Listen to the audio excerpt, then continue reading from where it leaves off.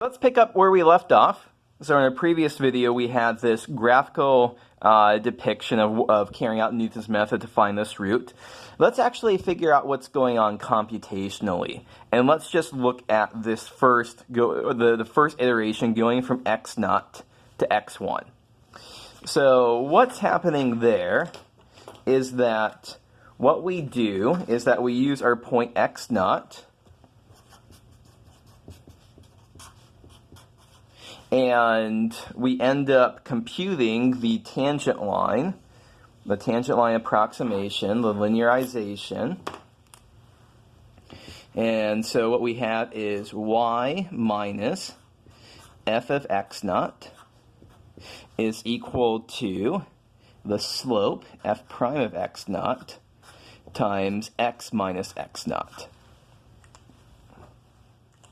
So that's what's going on in our, that's just writing out the equation for this tangent line. Now, the thing is that let's realize here, what are we trying to do? We're trying to solve for when our tangent line crosses the x-axis. So what does that tell us that we should be looking for?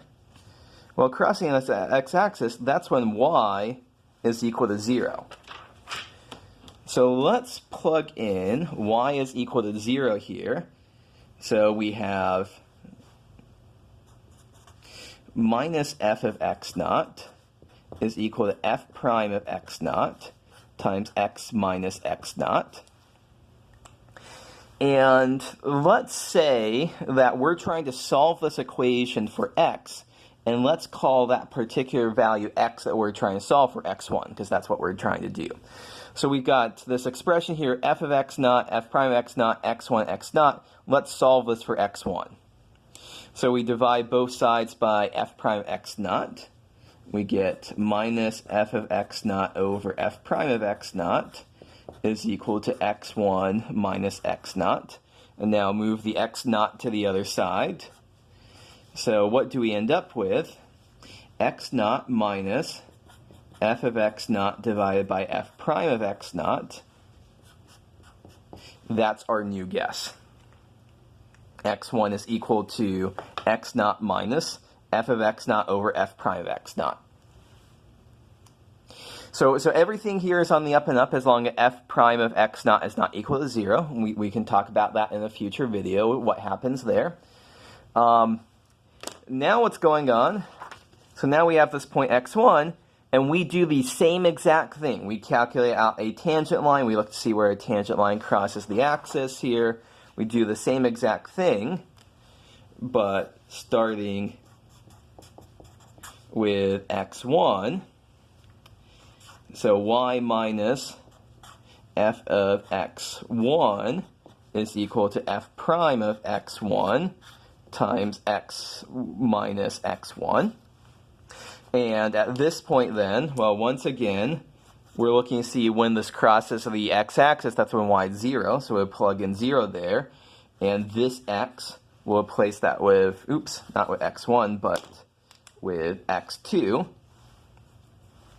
And if we calculate out, so again, we want to solve this for x2, crunch, crunch, crunch, I'll let you fill in the details yourself. We see that we get x2 is equal to x1 minus f of x1 divided by f prime of x1. So x1 is x naught minus f of x naught over f prime of x naught. x2 is x1 minus f of x1 over f prime of x1. At this point, we should be able to see what the pattern is going to be. So what is our pattern? At this point, got a slide already made up here. Here is the overall statement of what Newton's method is. So we want to approximate a root of f of x is equal to 0. What we want to do, our first step is that we have to choose our initial guess, x naught. Hopefully it's going to be close to the desired root. The closer we start out, the fewer iterations it will take before we get really close. And then what do? We just have to generate successive approximations, x1, x2, x3, ... where x at n plus 1 is equal to xn minus f of xn over f prime of xn. And you can see that that matches exactly. So like if we see both of these here this is n is equal to 1. So x sub n1 plus 1 is x sub 1 minus f of x of n sub 1 over f prime of x1. And so that's how, here is our formula for Newton's method.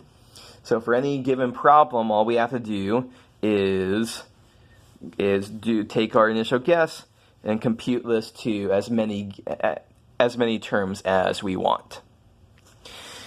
So let's do that with going back to our initial.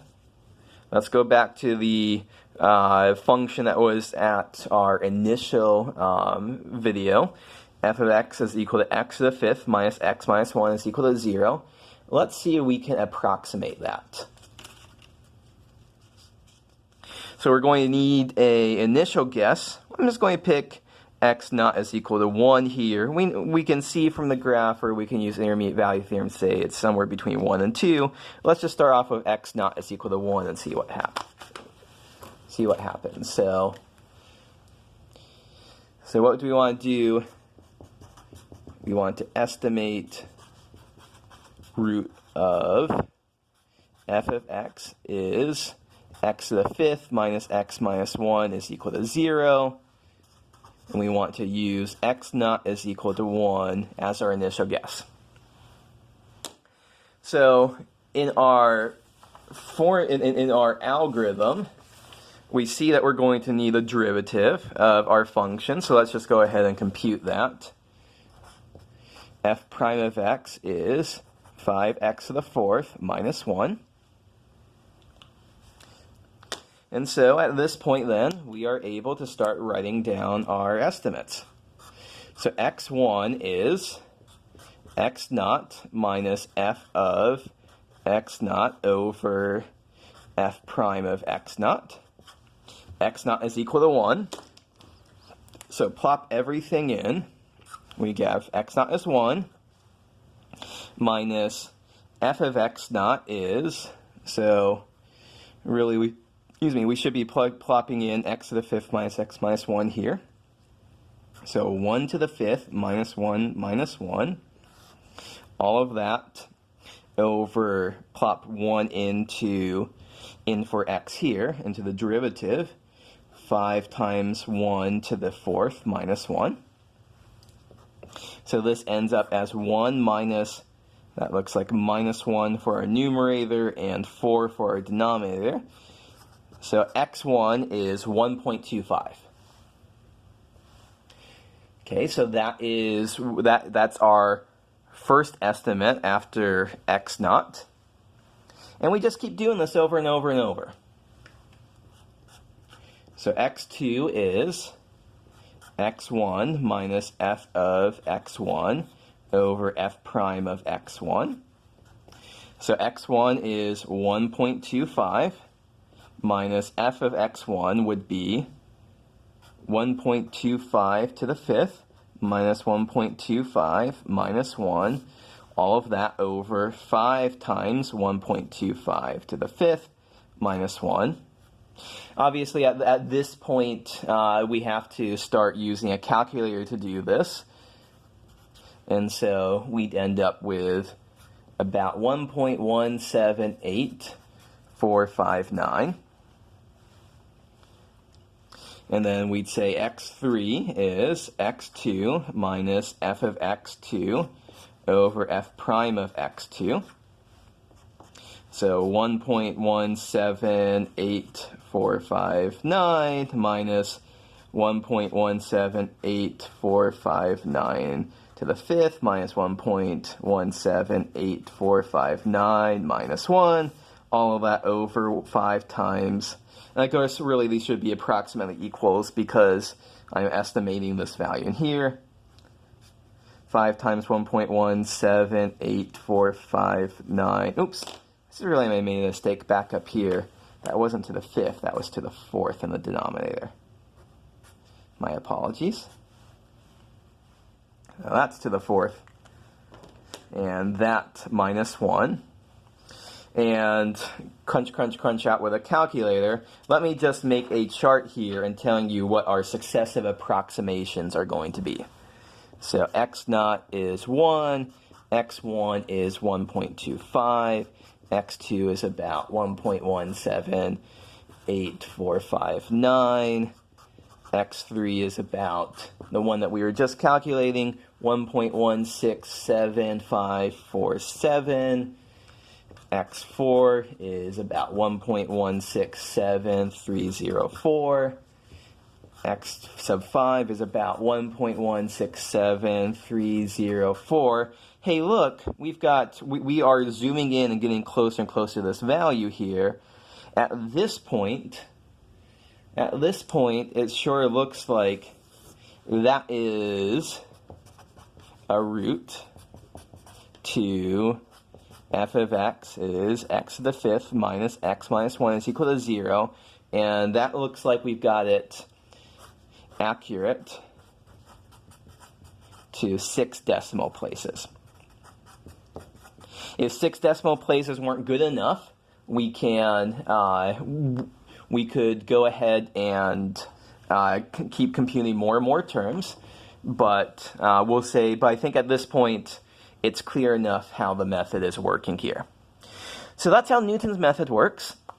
You just have to, so it would be good for you to practice this, to carry out these steps with a calculator. Make sure you get this as an answer. But let's wrap up this video with our first pre-class problem with section 4.8. So I want you to use Newton's method with initial guess x naught is equal to 1 to find the first 3 approximations for the root of x cubed minus x squared minus 1 is equal to 0. And, of course, you'll be able to use a calculator with this because you will be running into some fractions. Okay, good luck with that.